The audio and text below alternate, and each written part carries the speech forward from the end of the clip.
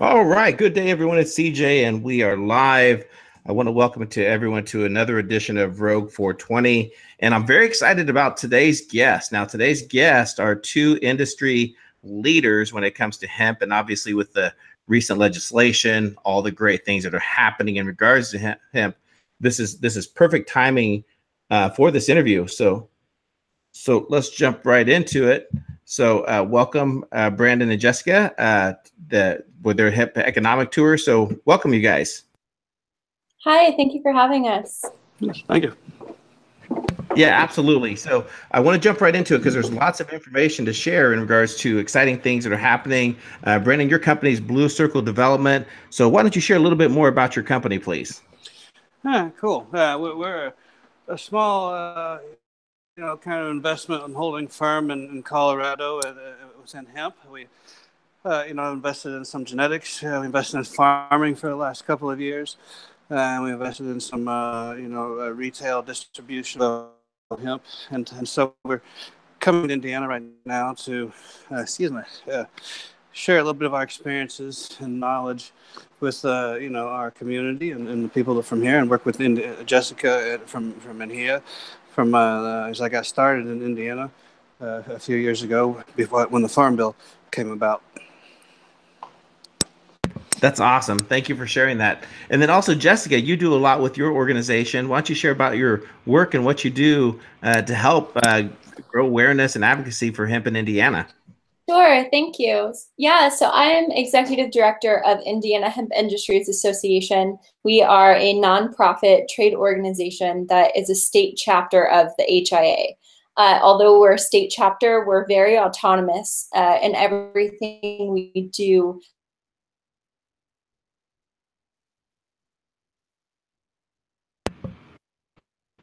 Great. Everyone from businesses to individual advocates, legislatures have gotten involved to learn more.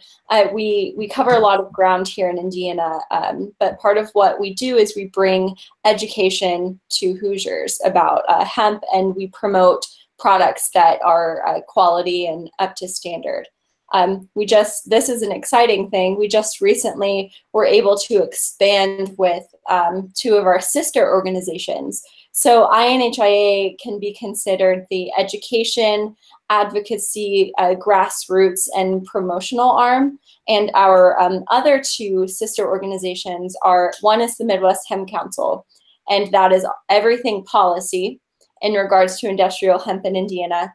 And the other organization that we work with is the Indiana Farmers Union Hemp Chapter, and they represent everything farming and are there only for the farmers. So we're really excited that we have grown to the point where we can expand into this 3-tier approach for the state and secure a legal, expanded, commercialized industry. Yeah, and I'm very excited as well. And I've had the privilege of meeting you before and attending a meeting and learning everything that your organization is doing. And I'm very excited about what Brandon is bringing here with his company to Indiana, because there's a lot of exciting events that are going to be happening the next several days. So let's jump right into it, because I believe this kicks off tomorrow, Thursday, June 27th, with it's called the Hemp Economic Disruption Tour. And I'm sorry, tomorrow, June 28th. We're beginning with a hemp dinner. Is that correct? Yes. So INHIA is very thankful to be included in on this and to be a part of this tour. There are multiple organizations that are involved that are making this tour happen, and we're really excited to have a leader in the industry like Brandon come to our state, and we can, hopefully engage our grassroots to learn a little more from what Brandon has to say. But I'll let him speak a little more to the event tomorrow night and some things he plans to cover with the event. Oh, thanks, Jessica, and thanks for having us on the show. Yeah, the tour, with the term hemp economic disruption really comes about as Indiana's embarking on maybe a new generation of farming and development, and hemp seems to be in that landscape. The potential to really make a difference and change things or disrupt, however you want to use the term, is here for the good, and for a long and for quite a while. You're going to be able to do a lot of different things with this plant that people haven't been able to do in a long time. So it should drive entrepreneurship and innovation for some time to come. And so hopefully, the dinner tomorrow really will be just showcasing, the foods that we in the Evo Hemp, line up, from the flower to and the seed and the oil and some CBD products. And so we'll use some local chefs and have it at a local farm just outside of Kokomo, Indiana. And so I think around 50 people are going to show up or should be there. And so it'll really just kind of get a dialogue going around what we can do with this plant more than what most people realize, and what are we doing right now? What's currently available on the market, and what can you get and use and consume today, and grown in the United States, just a few states over. That's and we could be doing that here. Right, absolutely. And Brandon, I've had the honor and privilege of interviewing you before, and in fact, you were my very first interview on Rogue 420 several months ago, and I was very excited about all the things related to hemp. And you're exactly right. From the educational standpoint, there's so much more to learn to consumers about hemp. Whether it's textiles, whether it's agriculture, whether it's the medicinal, the CBD, all the great things that are happening in the industry. And it's perfect timing for you to be doing this tour, in part because we're witnessing now Mitch McConnell, who's leading the front to advocate for a national hemp bill. And if that's achieved, you're going to talk about I want to call it almost like a revolution of hemp across the United States. And it's very exciting time for that. So if you wouldn't mind, Brandon, can you talk a little bit about like your company and some of the different various industries that you're helping related to hemp, please? Yeah, sure. I mean, we've helped a diverse group of companies in the past, and now we're helping a lot of companies, going forward. We try to be, as a development company, so we can consult and advise things from, hemp building materials to different research projects and farming, to right now we're working with companies. Let's just say the case in Northeast to develop some processing facilities that would utilize the plant in several ways, from not just medicinal, but you can utilize the rest of the biomass in different fashions, from whether that's in creating new cigarette type products or paper type products for rolling papers or whatever you may want to do, to using that herd for building materials and other stuff. So, but in the past I used to work for a company called Just Biofiber. We advise them, and they make some of the better building materials in my mind still.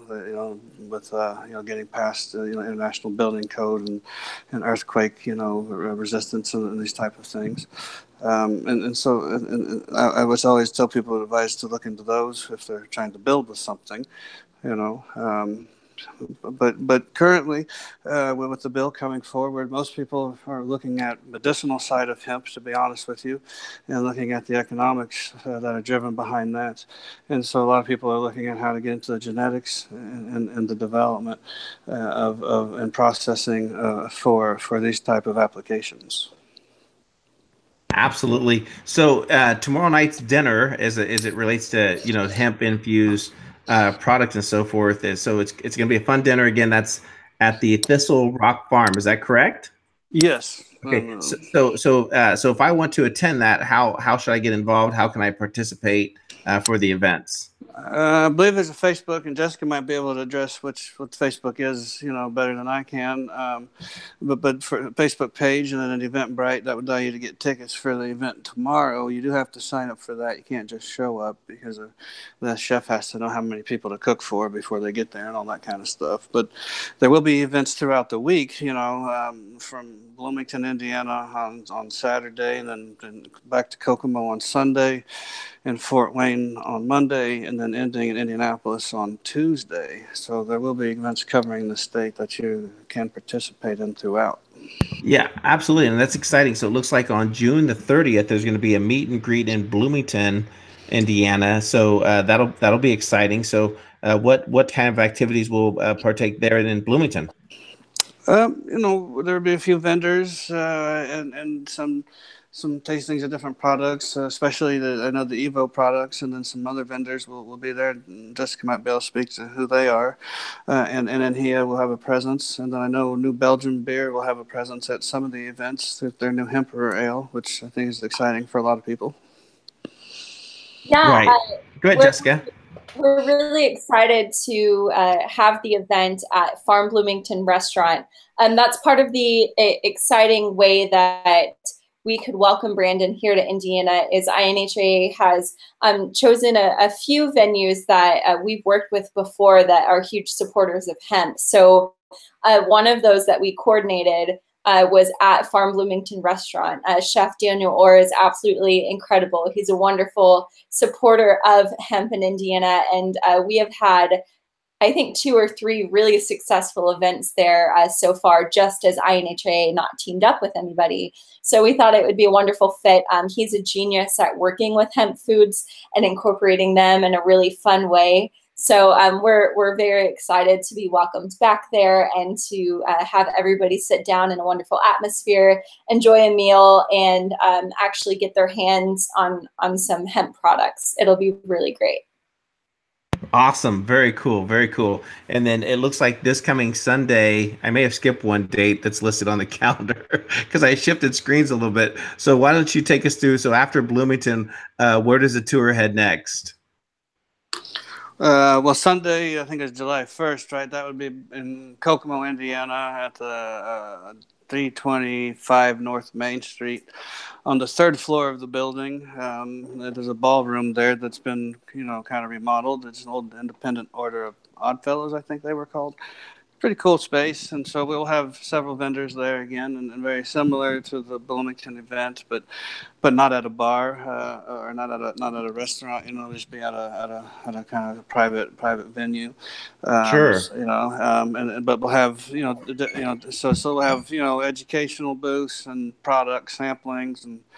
And products, still be products for sale as well, for people that if they're interested in learning about these things or taking some home, they can always do that.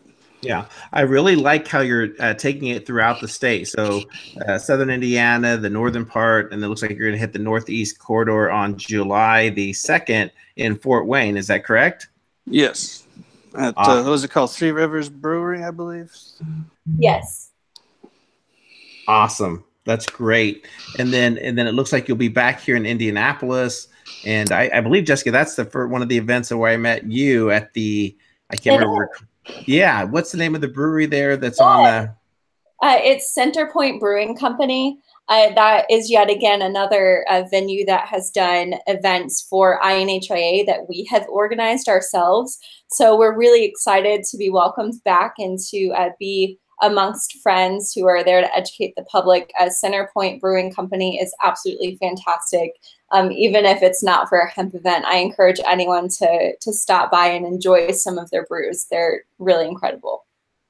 That's awesome. That's great. So again, to learn about all the events, afterwards they'll have a hemp beer, right? Yes. Nice. That's great. That's great. So again, I mean, just great events. You both are going to be extremely busy. You guys are going to be ready for a vacation after this coming week. Yeah. So it's going to be a lot of fun though. So again, for our listeners, you can learn about all the events at the Blue Circle Development Facebook page. And then also, before I forget, make sure the Indiana Hemp Industries Association Facebook page, as well as their website. Again, just some support. And I also want to dial back a little bit too. So any closing thoughts? I'm going to start with Brandon, you first, regarding the events. What would you like people to know about the events or takeaways? I want to just kind of open the floor to both of you. So Brandon, you go first. Yeah, you know, so I mean, yeah, the idea just, you know, come to me is just, you know, sorry, I got a little bit, just come on out, you know, enjoy, you know, in this industry and learn from other people that are curious, and learn from people who are entrepreneurial, and you know, and the state is about to make a big change and get involved. You're already seeing private farmers. I believe this is the first year, right, Jessica, where private farmers are growing in Indiana outside of Purdue University. So it's starting to already move in that direction, and so I think now's a good time to educate yourself and then position yourself to figure out what you want to do in the industry, and move forward. It's quite exciting, actually. Absolutely, absolutely. It is very exciting. Jessica, also please share about how people can learn more about the organization, Indiana Hemp Industries Association, and then also kind of similar to what Brendan covered about the events as well, and what you'd like people to learn. Right. So if you want to get involved, we are very active on our social media channels. Finding INHIA on Facebook is a wonderful way to connect with us and the grassroots supporters that we have. Also visit inhia.org. That will bring you to a wealth of information that we can provide. We send a lot of email updates, especially call to actions legislatively. And, you know, we're really excited to be able to have our sister organizations, Midwest Hemp Council and Indiana Farmers Union Hemp Chapter, now working in tandem with us to really facilitate the needs for the growing interest here within the state of Indiana. So, you know, Brandon bringing his wealth of knowledge and expertise all the way from Colorado and and global experience here to Indiana, and allowing INHIA to partner with him to, you know, help get the word out. I think this is something that we're going to see a lot of. And I think a lot of global leaders will be looking to the Midwest to do things like this, to educate the community, kind of put their feelers out and see who's interested within the state. And INHIA is so excited to, you know, really be a focal point and a leader in facilitating all of those things wherever we can, because our biggest work, it's our farmers and our retailers, the people who will grow this, the people who will get it out to the public, and then organizations like ours that can do the best we can to connect all of those dots. So it's an exciting time for us. It's a busy time filled with growth, but we're thrilled. We're so happy to be a part of it. Awesome. That's great. And I'm not sure, I don't think you can see it or not, but I did show some love. I do have my hemp t-shirt on. So I'll raise this. Well. I did wear it. I specifically, I like, you know what? I need to go grab that t-shirt and put it on for this interview. So I did that, Jessica, just for you. Shameless plug. If anybody has seen the hemp cursive t-shirts or any of the hemp t-shirts going around Indiana, you can go to inhia.org, and we have those for sale on our website now. So all of the proceeds go to a wonderful cause, which is our nonprofit. So if you're interested in getting a cool hemp t-shirt, you can go there and purchase online now. There's no reason that you should be plugging. That's absolutely great. So, and again, just want to unshameful plug. Well, I want to thank you both for being on today. I know it was last minute. And when I started learning and reading more about the Hemp Economic Disruption Tour, wanted to help get the word out. So for our fans, our listeners, Rogue 420, Rogue Money, please make sure to share this. And then also within your community and your states, you know, we do have a very large audience that is in Black Global as well. So make sure to share this interview. Make sure to pay attention in your communities. And Jessica, real quick, as far as, you know, Blue Circle Development, they're based out of Colorado. Is that correct, Brandon? Yeah, we do work all over, though. I mean, in many places and a few countries, you know. Absolutely. So if you have any questions in terms of your area, make sure to stay tuned. Blue Circle Development. Jessica and Brandon, I want to thank you both very much for a great interview. Make sure to check out these events. Again, you can go to Blue Circle's Facebook page, and then also the Indiana Hemp Industries Association Facebook page or their website as well. So thank you so much, both of you, for being on, and appreciate your time. Thank you so much. All right. Take care. Thank you.